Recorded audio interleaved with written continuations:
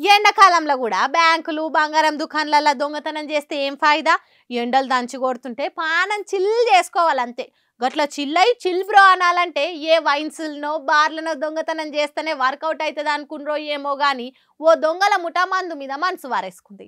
అర్ధరాత్రి ఏడోలాడవన్నాక బాటిళ్ళ సప్పుడు చేసిండ్రు.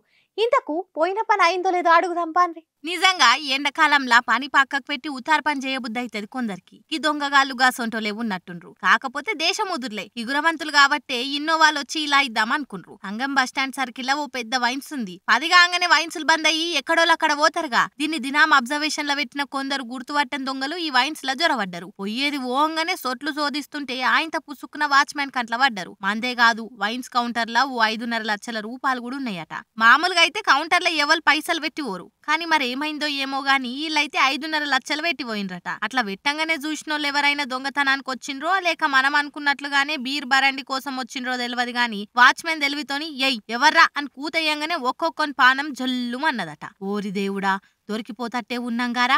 ఇడిచిపెట్టి పోతనేమో వచ్చిన పని ఫెయిల్ అవుతుందనే రంది, పోకపోతేనేమో ఆ వాచ్మెన్ ఇరికిస్తట్టే ఉండనుకొని ఏడియాడు వదిలేసి అమాంతం బయటపడ్డారట. అప్పటికే అలర్టులున్న ఇన్నోవాలెక్కి ఎవరి కంట్ల పడకుండా చెక్కేసిండ్రట. వాచ్మెన్ చేసిన ధైర్యానికి మెచ్చుకున్న వైన్స్ ఓనర్లు అమ్మయ్య అని ఊపిరి పిలుచుకున్నారు. ఎంబటే పోలీసోళ్ళని పిలిపించి దొంగతనానికి వచ్చిన వాళ్ళని దొరకబట్టాలే సార్ అని రిక్వెస్ట్ చేసిండ్రు. ఇక క్లూస్ టీమ్ ను రంగంలోకి దింపిన పోలీసోలు దొంగలను పట్టుకునే తందుకు తిప్పల పడుతుండ్రట. ఎట్లుంది దొంగ పోలీస్ ఆట? గమ్మతుందిలే.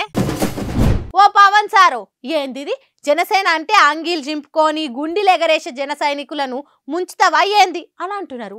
అధికారం కావాలి అంటివి, టికెట్లు కాడ వెనకబడితివి, సీట్ల కాడ చిన్నబోతివి. ఇగో ఇప్పుడున్న ఆఫీస్లో కూడా తాళమేసి టూలెట్ బోర్డులు పెట్టిపిస్తున్నావంటే గిట్ల అయితే ఎట్లా సారు?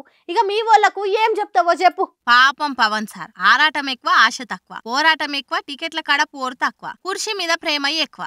కానీ కుదార్థంగా కూసుంటంటే ఎట్లయితది? దాసి దాసి దయ్యాల పాలు చేసినట్లు ఇన్నొద్దులు సీఎం నైతా గద్దెనెక్కుతా అని పెద్ద పెద్ద స్పీచ్లు ఇచ్చి ఆయన ఇప్పుడు బాబు చేట్ల బందీ అయ్యిందని వాళ్ళ దాంట్లో ఆలే అనుకుంటురట. ఎలక్షన్ల తర్వాత అసలు జనసేన పార్టీ ఉండుడే నమ్మకం తక్కువ అని ఒక్క తీరుగా బాధపడుతురట. అగో గంతగనం బాధెందుకు అని అంటారా? ఏముంది, సార్ బిచానా ఎత్తేస్తందుకు బీజం వేసి కూసుండట. Janasena party Uttarandhra regional office Visakhapatnam నుండే మాధవదారలుంది. ఇప్పటిదాకా అందులోనే కార్యకలాపాలు జరిపిండ్రు. క్యాడర్ కు లీడర్ కు కలుసుకునే ఆఫీస్ అదొక్కటేనట. అసొంటి ఆయమున్న ఆఫీస్ కు టూలెట్ బోర్డు పడ్డదట. అంటే సారా ఆఫీస్ ను ఎత్తేసినట్లే కదా. ఆఫీస్ కూడా లేని పార్టీకి మామూలను లీడర్లను చేస్తేవా భగవంతా అని పాపం నెత్తి నోరు బాదుకుంటురట జన సైనికులు. ఏదో వానకాలంలో వానొచ్చినట్లు ఎలక్షన్లు ఉన్నదాకా సపోర్ట్ చేసి ఎలక్షన్లు అయిపోగానే సరుకు సామాన్ సర్దుకొని పోయేటట్లే ఉండు సారు అని గుసగుసలు పెట్టుకుంటురట. పాపం శిలక ఏ తోడు లేక ఏటేపమ్మ ఒంటరి నడక అనే పాట వేసుకోసారు, మస్తు సెట్ అవుతుంది అని ఎక్కిరిస్తురట పడిరానులు. ఇంతకీ పవనాలు సార్ ఏం చేస్తాడో ఏమో ఆఖరికి వచ్చేసరికి.